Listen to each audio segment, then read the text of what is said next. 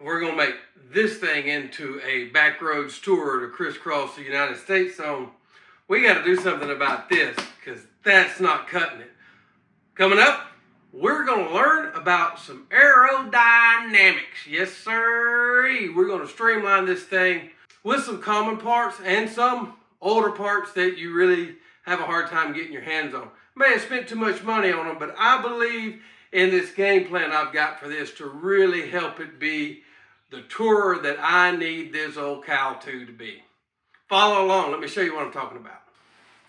So what do I mean by aerodynamics? Of course, everybody knows what that means. It's the way the wind moves. But on a motorcycle, what we need to do in order to help this be a good backroads tour. Remember, I'm in Arkansas. When I tour, I normally go out west. As soon as I cross that Arkansas-Texas line, my speed limits jump up to 75 and 80. So this is not aerodynamic. Matter of fact, it is a turbulent machine. But what we're going to do is try to shape this air to come around the headlight, curve up and over the rider so that you get a smooth, streamlined airflow and not just turbulence coming off of all this stuff. And then we're going to use these lowers, one, to block the updraft that comes up, and two, to help cool this motor. We're going to go over that in detail as I try to build this on existing parts that if you look long enough, you can find, and we'll see how this thing works out. All right, we've got the bracket tacked together, and what I'm up to at the moment is doing some test fitting and making sure we get everything lined up right. Using a little bit of Wonder Tape here.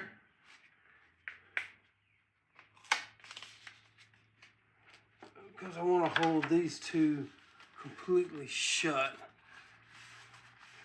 I did a mock-up fit with some lightweight aluminum so I could bend a bracket up and get close to the right shape.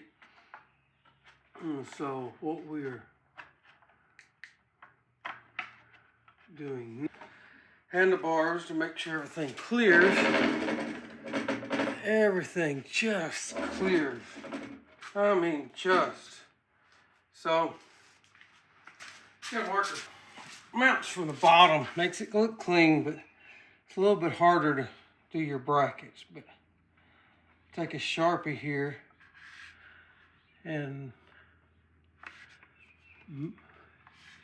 hit this bracket.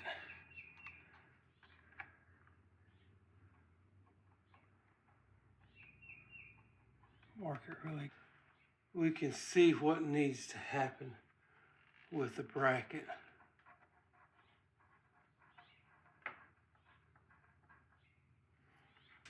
So, let's take everything off and see where we're at.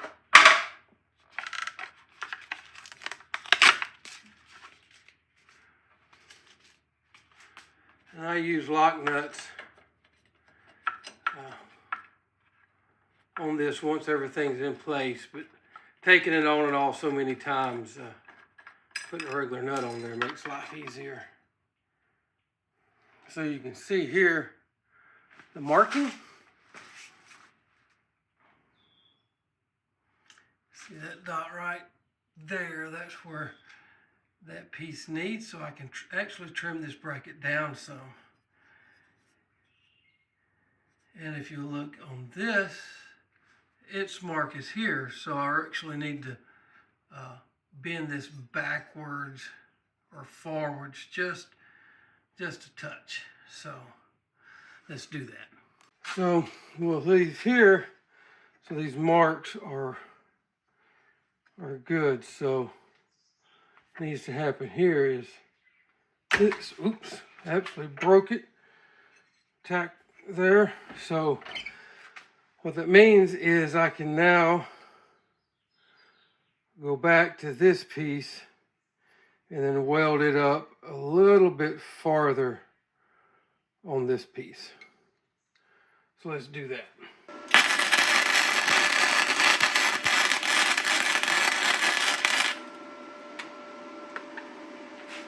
So we've moved it. I'm not as dumb as I look sometimes. We've moved it from being out here on this edge down, so maybe 1/4 of an inch, which our hopes is it'll move this up 1/4 of an inch.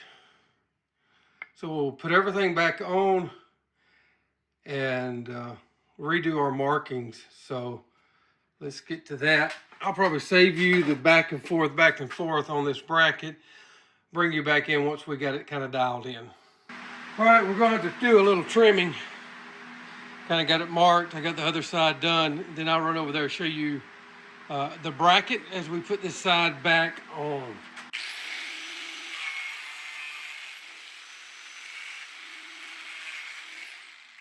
See if we cut this enough.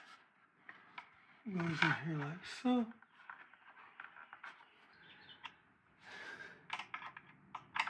The good thing about these, going with this hardware, is very simple. It's the same as this, so it's just less tools to carry. Well, we've got everything together, and we're waiting on the fairing to come in. So here's where we are clearance-wise. Yeah, no touching. And then over here,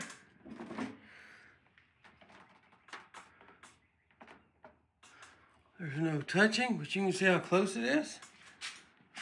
So let's go back over here, and no touching, but it is close. But it's also, as you can tell, equal.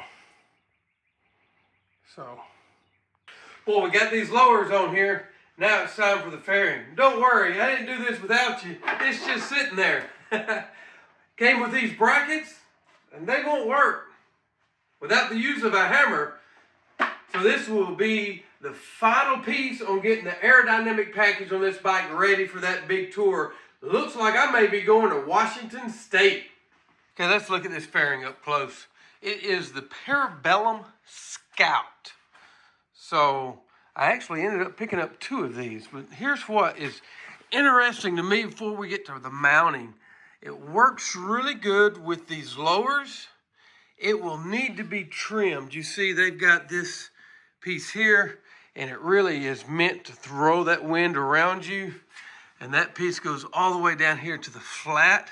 And on some motorcycles, this is where the blinker sits. So they've got that cutout. What we need to do is to trim this piece right here off. And why is that?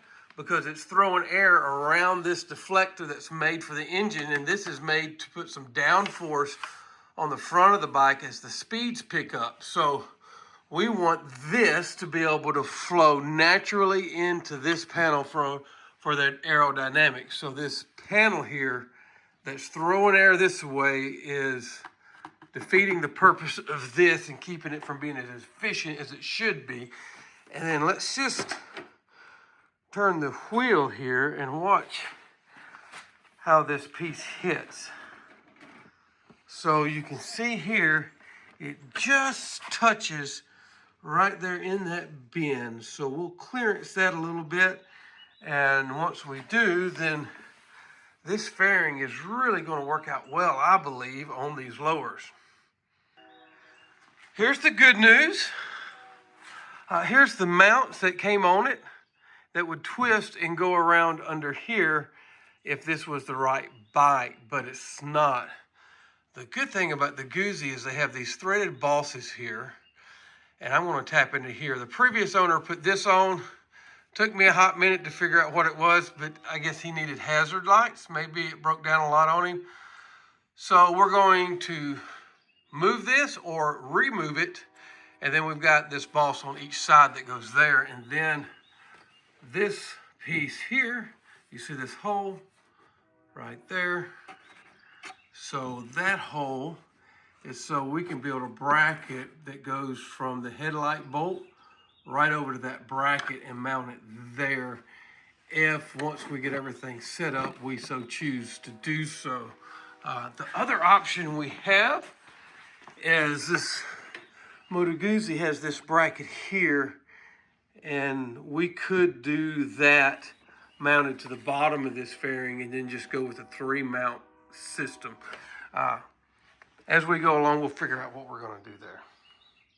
So here's what we're looking at. Here's your boss right here. There's your mount.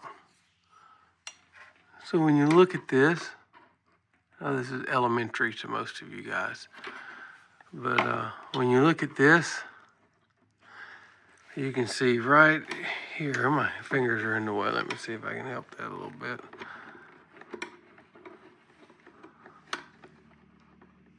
So when you look at this, here's your boss, here's this piece.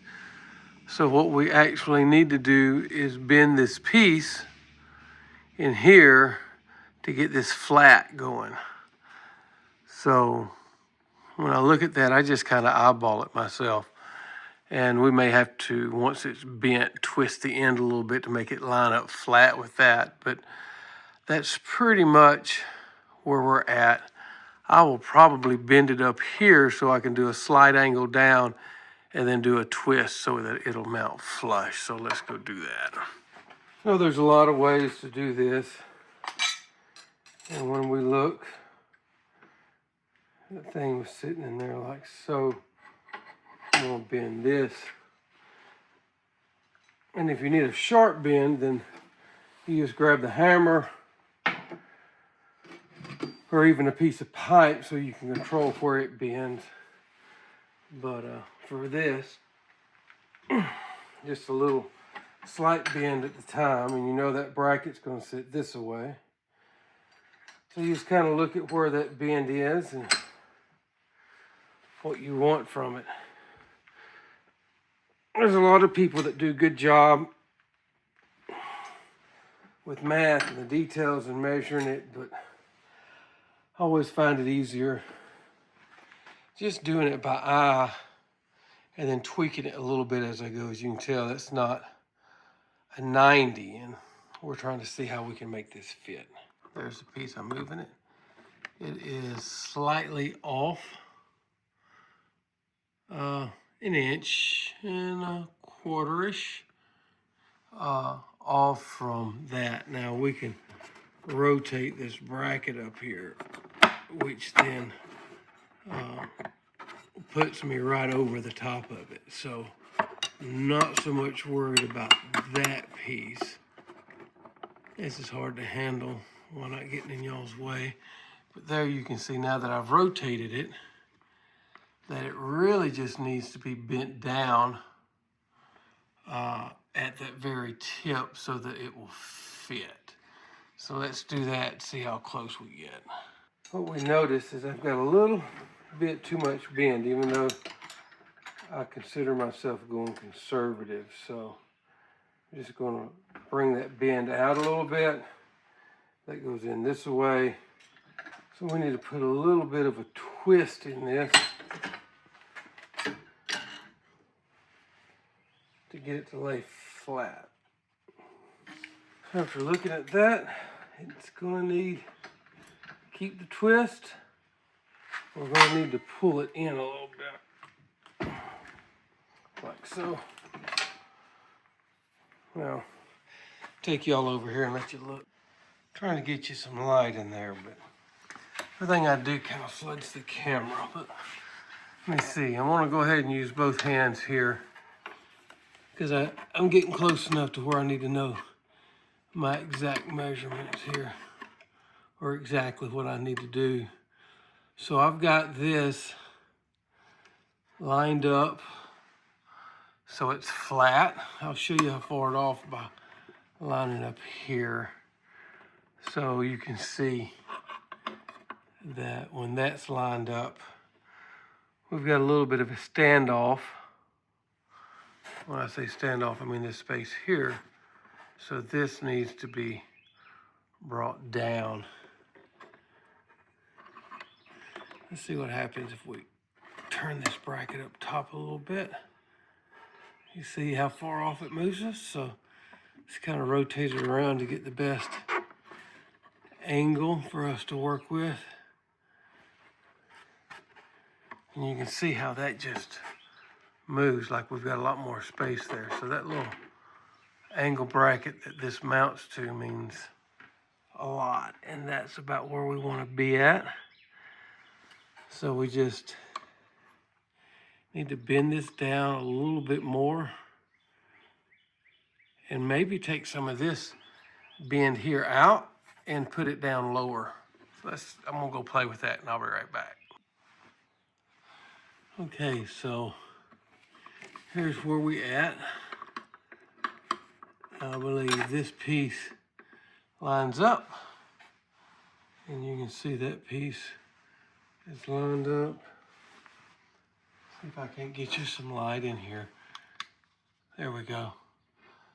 So that lines up there, and then it has this top piece lined up. Let me line it up. There we go.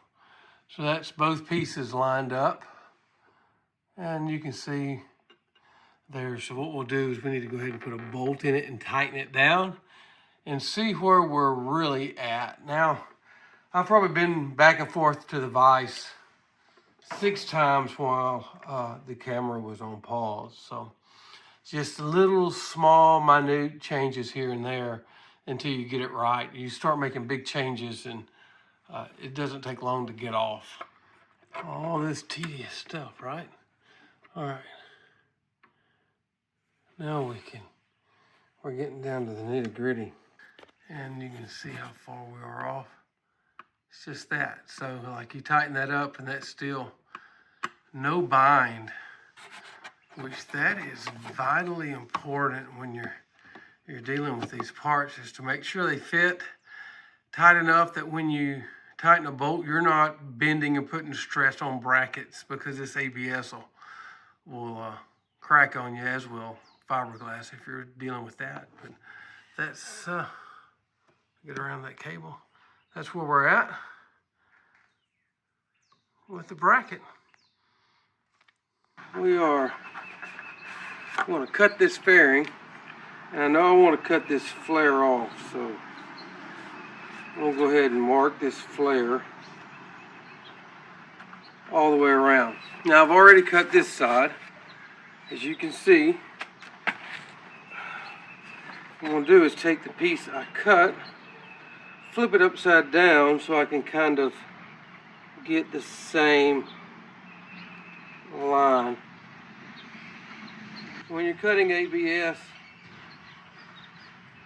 lines are more of a suggestion than a rule, especially when it's pre-shaped. So I'm using this Work Pro HSS, which is just high speed. It's a T127D. A T127D. Why did I pick that blade, you might ask? Truthfully, it's what Gemini said I should use. So here we are with Gemini.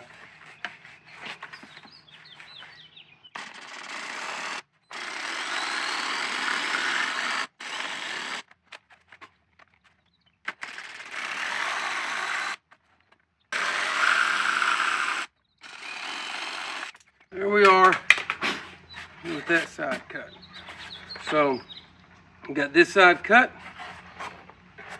and we have this side cut. Now I'll clean those up with a metal file, which will sand that down really cleanly.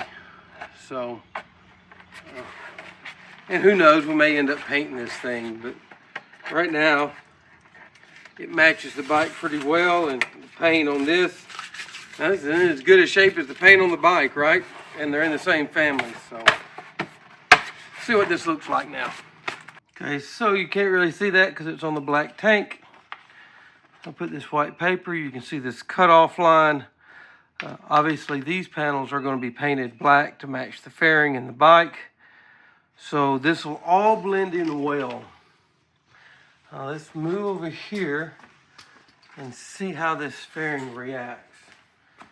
So it's just touching, and right there it puts some pressure on it, and that's full lock. So what I have is right here in this area, it's touching. Now obviously there's still give here, so it's not putting tremendous amount of pressure on it. And by that place right there, there's not any. So that's pretty good for this side. And now we're on the other side, and with everything centered, this isn't making contact yet, but it does right there. And then you can see it actually pushes on that fairing a decent amount. What our options are, see right there, it gets a good push. You can see there's still give there, and there's still, well, a little bit of give on the fairing. The amount of time you're at a full lock is small and normally parking lot speed. So technically, I could trim this back some more.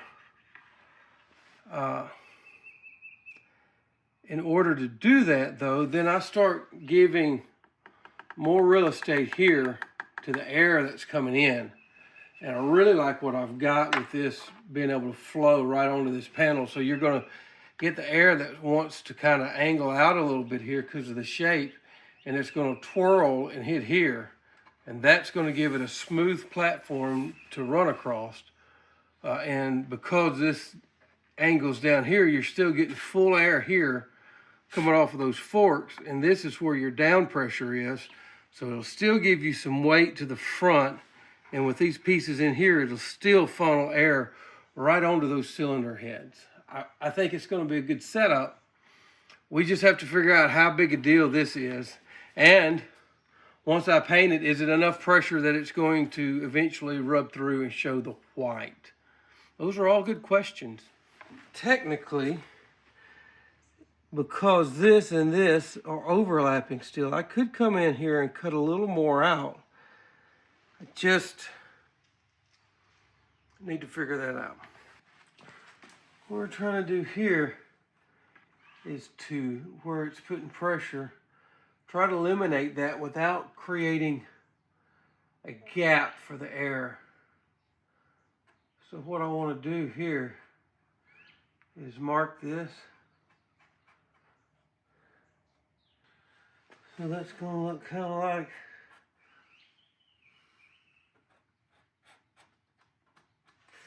like that.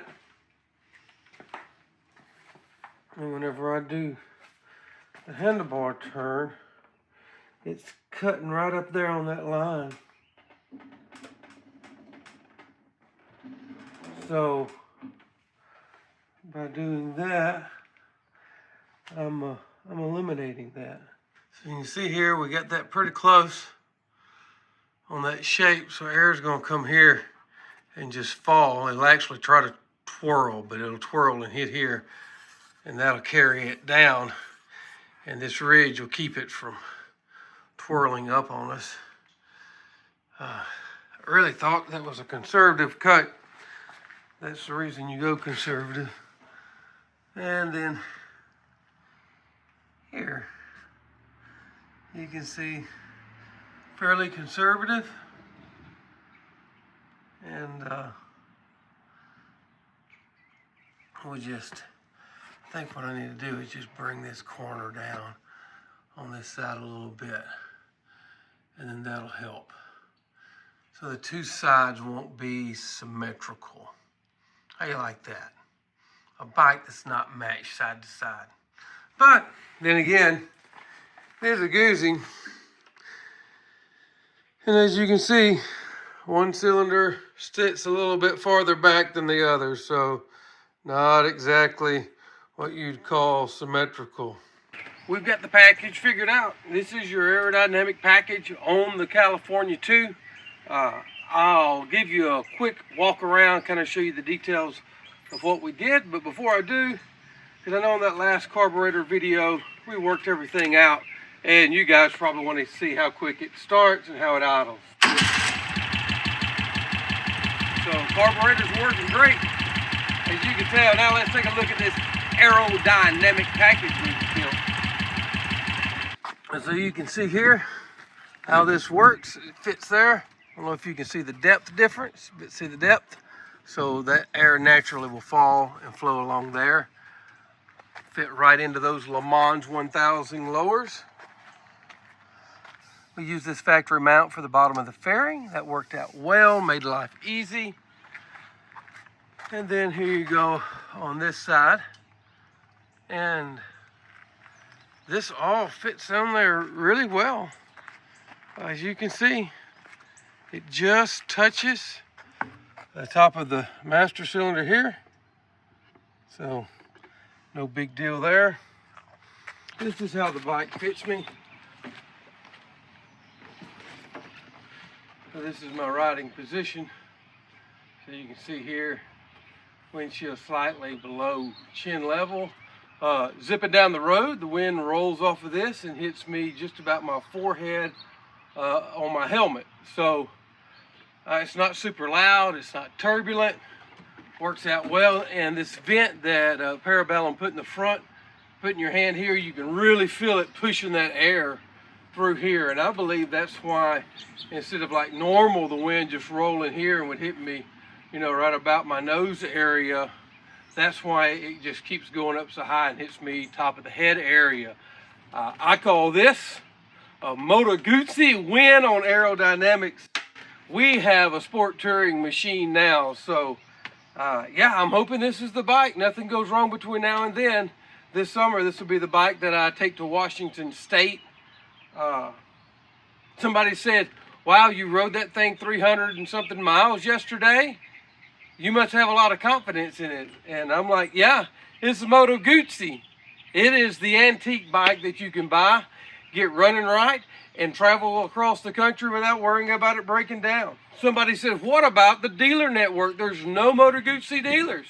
More Moto Guzzi dealers than anywhere else. Go to a Tractor Supply, AutoZone, O'Reilly's, any of those places, and they'll have almost anything that'll go wrong on one of these things in stock there, because they're just bulletproof motorcycles. So this is Augie, 1 mile at a time, and I'll see you guys out on the road.